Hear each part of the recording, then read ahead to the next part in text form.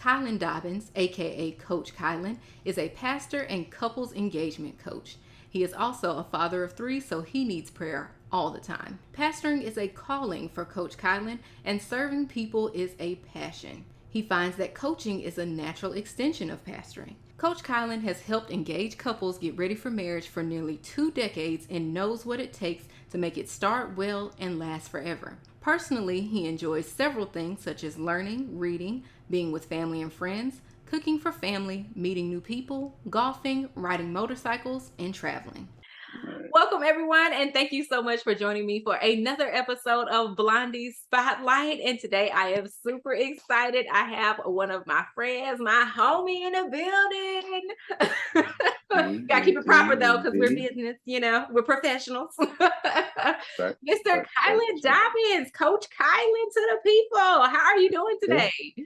I'm doing well. I'm doing well. Katina, thank you so much for the invitation and the opportunity to share a little bit about who I am and what I do and work to serve couples. So thank you so much for that. Super excited and I always love your energy. So glad to be here. Yes, thank you. I'm so happy to have you. So, you mentioned briefly in that little intro that you work with couples. Let's break that down a little bit more. For those who don't know you, tell us a little bit about yourself and what you do. Okay. Well, my name's Kyland Dobbins. I am from Fort Worth, Texas.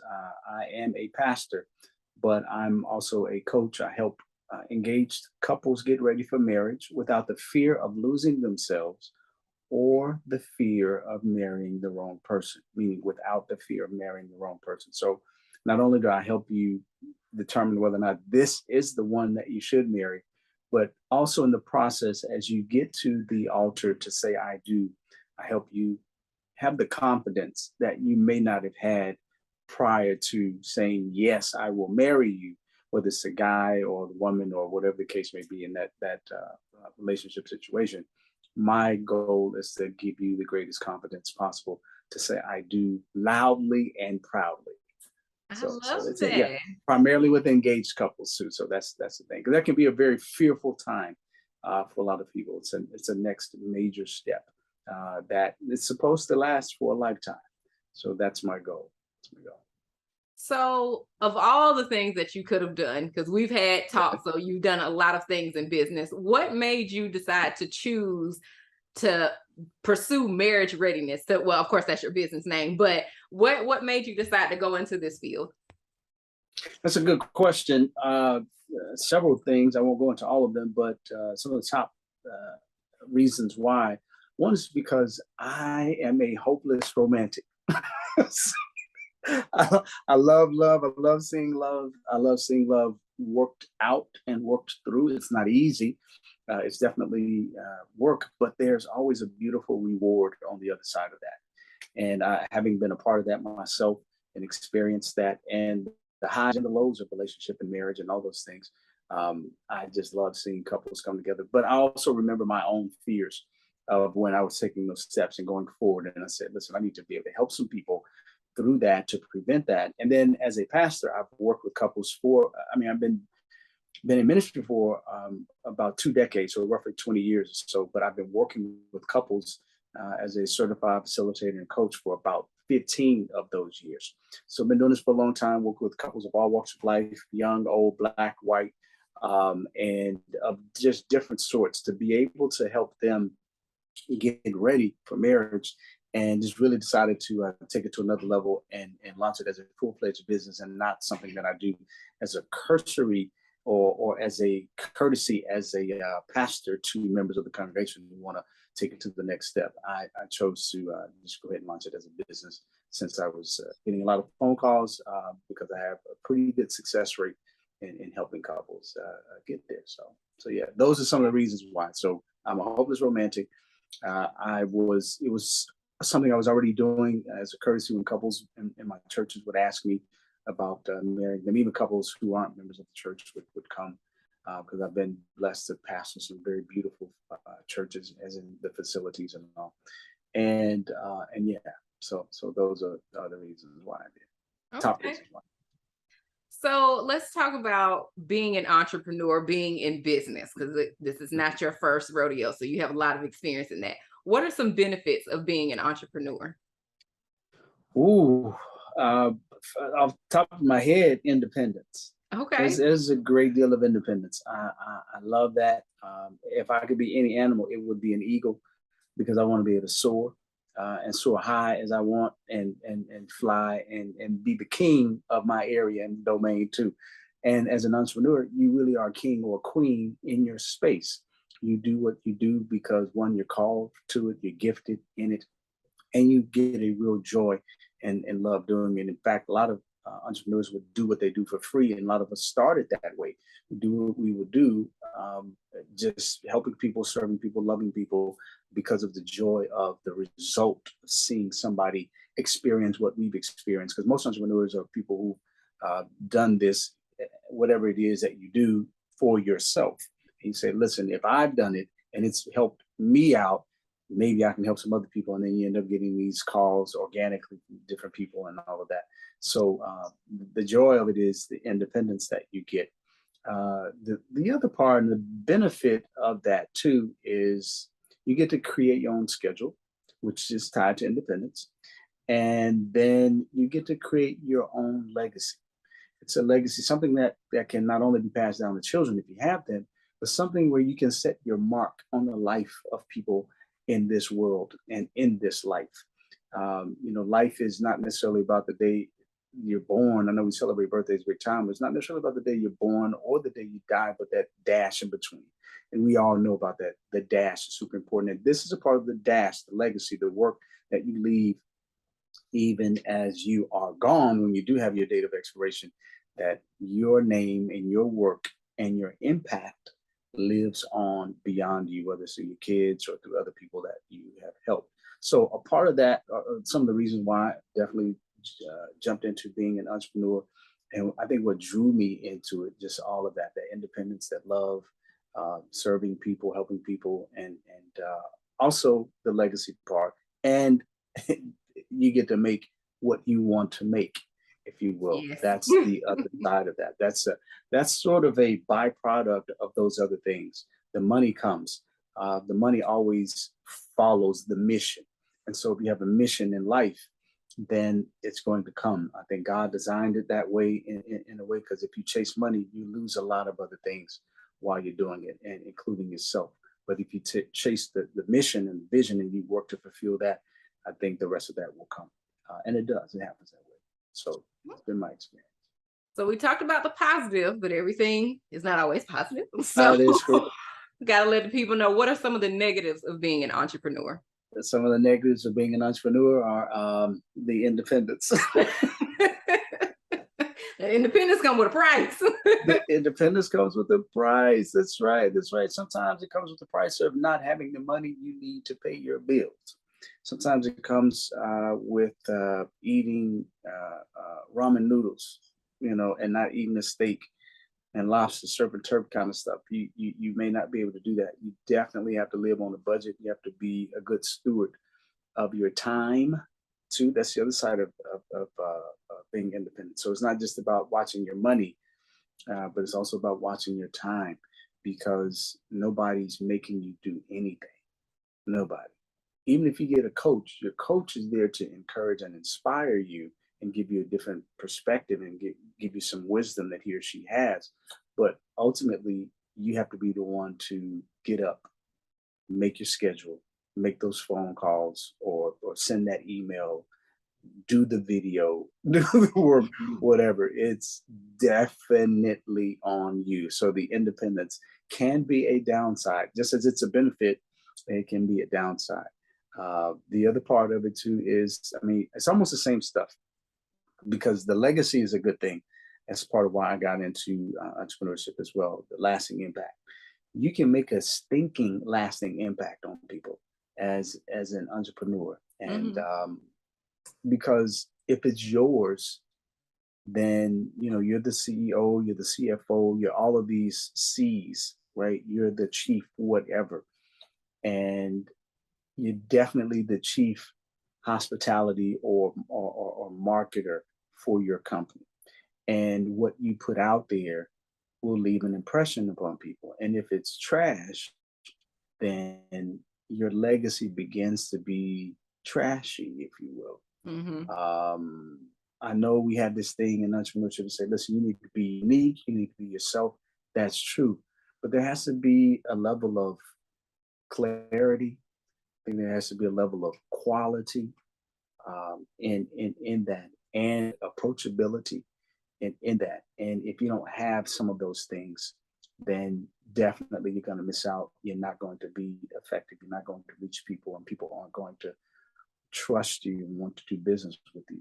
So yeah, those are some of the other downsides or challenges of entrepreneurship would be getting over the fear of investing in yourself and not thinking that you can do everything cheaply, because everything, I mean, You what get you're what you willing to pay for. invest in, yeah, you really do. You get what you pay for. And you can't do everything. You can't do everything on the shoestring budget. So that means, it may mean you have to get your grind on in some way with a 9 to 5 or a 9 to 2, and then take the other time to work on your business. But it's going to come from the income that you have there that'll fuel that. And then maybe you can build some business credit. But remember, if you start swiping the credit card to pay for these services and to pay for this customer management software and all that, you got to be able to maintain that and balance that with your regular day-to-day living expenses, not just your business expenses. So yeah, you got to work through a few things. And the other tough part too is entrepreneurship can be lonely. Entrepreneurship can be lonely unless you find a group of people who are like-minded and doing what you do. It can be hard because most businesses are unique. A good number of them are unique, or there's some kind of niche. While the industries may be the same, there's a level of uniqueness that is germane to you, who you are, and the gift that you offer the world, how God created and designed you, and what the Lord put in your heart to do to help and serve people. So, um, so yeah, and that's the other hard part of entrepreneurship. You have to find your niche, and that's not always easy. It's easier to copycat somebody and to mimic and duplicate somebody. And then when you have a ton of people out there, entrepreneurs, who are telling you, well, this is the best system to use, and that's the best system to use. So then you have to distinguish what's good and right for you and be comfortable with saying no to something that seems to be great that your friend has started or your friend has jumped into and told you about and all of this kind of stuff, or they sold you very well on it, but you didn't ask the right questions to see if it works best for you to support you. So it's a lot of things, a lot of stuff. There's some upside to it big time, and then there can be the downside of it.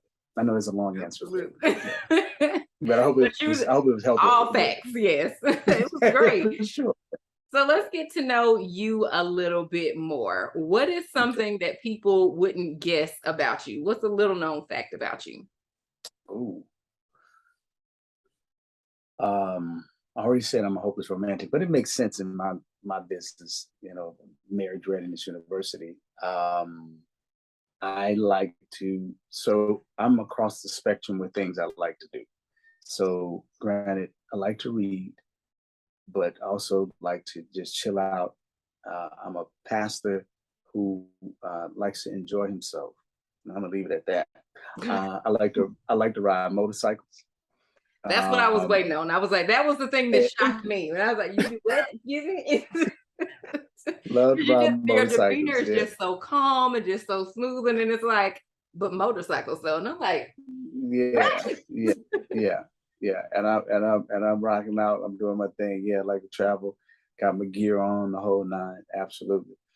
So I like to ride motorcycles. And now, no crotch rocket kind of motorcycles.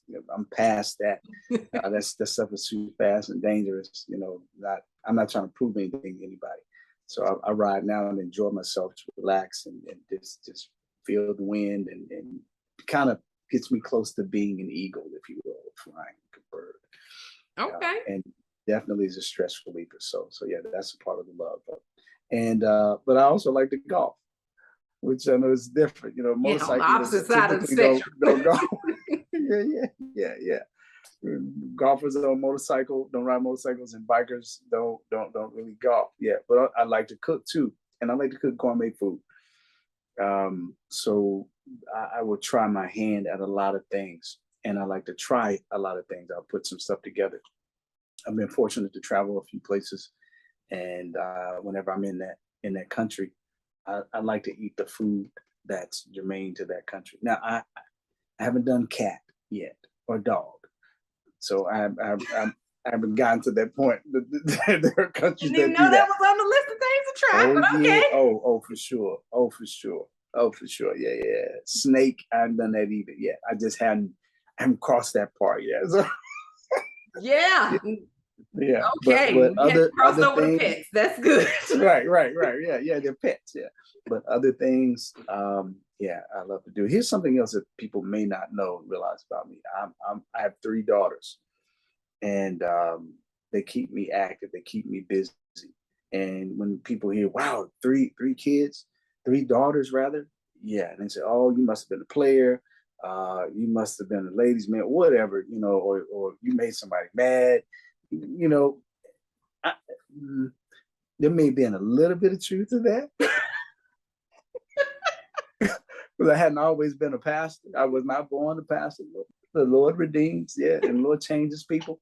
But yeah, I have 3 daughters who I'm working through to grow up to be young ladies. They're 10, 13, and 15, soon to be 16. Technically 20, 23, and 25 and a half, basically. And learning what it means to just, have daughters and raise them. There's some work involved in that. Definitely. And I'm learning a lot. I have gained a different level of respect for single parents. I've gained a different level of respect of people who have multiple children. And I've gained a different level of respect for fathers who have daughters. And I ask the Lord, I have repented of some things, Yeah. All right. So, what needs to happen for you to have a good day? That's a good question. It has to be scheduled at least the idea of what that week is going to look like, and days obviously make up a week. Sunday, I have to have an idea of what the week is going to look like on Sunday, and then the night before planned out what that next day is going to be by the hour, literally, even half hour to some degree. Yeah, well, actually, every day there's some half hour stuff in there, but I do blocks of hours, 7 to 8, 8 to 9, that kind of thing, and then I have 7:30, 8:30 in there because some things start on a half hour. That gives me a sense of mental stability, and it feels that there is a degree of control there. And I'm not a control freak. I need to know where I'm going each day and what needs to be accomplished each day. Because on Strengths Finder, I don't know if you've ever seen that or read that book or taken that assessment, tells you who you are and how you function. It's a pretty short book. You can find it at a Target or Walmart or something, but it's definitely worth it. And they give you a code, you go online, you take it, and then you have this information you can print out, and it'll tell you these different categories of how you function. It's kind of like a Myers-Briggs, but it's a little different. There's some differences in it. And Achiever is one of my primary areas. And so I have to have a sense of achievement every day. And on the Myers-Briggs, I'm an S. And so that means I like to go through checklists of things. So as I'm going through a checklist of things, and that being achiever also from my Strengths Finder, it makes sense when I took those assessments to say, okay, yeah, this is who I am. This is how I feel a sense of accomplishment, daily accomplishment that's moving me towards the greater accomplishment for the quarter and for the year and all of that. So knowing that I am moving the needle, even though it may be piece, like a tick or two in the direction of where I believe I'm called to go for that year and for that quarter and for that month. And then also a day of success. Is that a day of success? For you to have a good day, but that can say a good day is a successful day. So yeah. Right. Knowing where I'm going, knowing what I'm doing each day, and definitely have spent time with the Lord, with myself, with my children, with people and friends that I care about the most. My relationship, of course, to my romantic, intimate relationship partner, and then made some money. That I like that. help. Let me say it like this: help some clients or help the couple make the decision to invest in themselves, because I know what value I can bring to them when they're finished with marriage readiness program and coaching program. So that's a successful day and an effective day, a great day for me. And also, have in between that, having prayed for some people, because prayer and praying for people and with people gives me life, and all. So yeah. Okay. So we're gonna play a game, and a good night's rest, about 7 or 8 hours of sleep. That's the other thing. I'm with you. Undisturbed. So we're gonna play a game right quick, okay? So we're gonna do this or that. And since you like to travel, this is the travel edition, okay? Okay. All right. All right. Pack light or overpack? Ooh, overpack. Okay. Desert or mountain? Mountain. Okay. Lunch in a restaurant or picnic in the park? Restaurant. I can't try me outside like that. Okay. Summer vacation or winter vacation? Ooh. Ooh. I have to give an explanation on this. I like winter vacations because I didn't have a lot of them growing up. And when I first went skiing in Colorado, that was incredible. Okay. It was so different than what I had been used to, because I've always gone to hot places, South America or something, Caribbean and all this kind of stuff, West Coast, even Chicago, because Chicago get hot, it's just so extreme in Chicago. It's either freezing cold or just blazing hot. Exactly, or super windy, and it can switch on a dime at any of those times, whenever. Yeah. So, see, when I was in London, I had a ton of fun. I mean, a ton of fun, but it was cool. It wasn't cold. Had maybe 1 or 2 nights where it got cold, but it was cool. It was nice. Didn't do any skiing or anything like that, but you definitely have to wrap up, out there at times. So, gosh, I hate to prolong this. You can do both. But I feel like you're leaning towards winter because you keep describing all these cool, cold vacations. So no, but let me because here's the thing too about summertime. Everybody's there. Everybody's there in the summertime, and I'm not a fan of waiting in line. The crowds, and not even because of COVID, but now because of COVID too, and it has added that. Right. I like to travel in off seasons to warm places. How about that? I travel in the winter. That's one of my best vacations too. going to Hawaii in the off season where people weren't there. Man, the best time. Got in and out of everything, did whatever I wanted to do. We had a blast. Yeah, for sure. Okay, next one. Relaxing or exploring?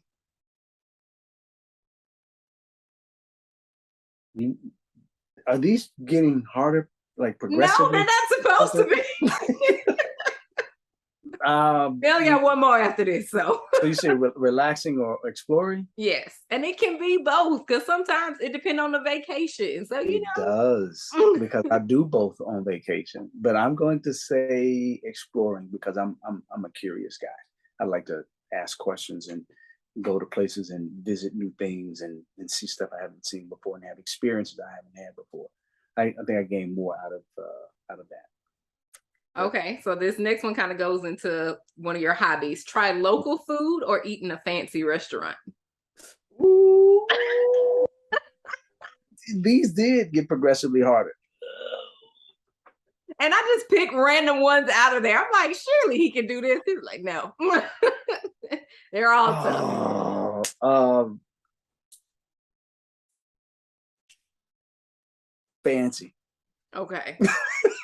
Call me bougie. Fancy. The local could be the street cart. So I get you.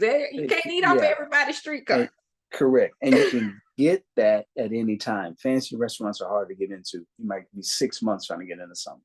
And when you come by it, you got to take it because the food is going to be exquisite. And I like to go to a restaurant where the waiter come out with the little silver thing. Oh yeah, wipe out the table. and they bring out different courses and there is one page menu or no menu at all. You receive what the chef is cooking. It is table d'hote, not a la carte. Okay. Yeah. That's very different there. I know that Negro think Cheesecake Factory and Grand Lux or something major or whatever because they got like 15 pages on the menu. No. That's all a la carte. You go to a restaurant that's table d'hote. Yeah. Okay. Because the chef is that good. He's like, you don't need any choices. Trust me, what I'm gonna give you, you can enjoy. Yeah. That's on my list of things to do. I need to okay. Gotcha. So let's dive back into entrepreneurship. So if you had to start all over from scratch, being careful with our wording, if you had to start all over, what is the first thing that you would do?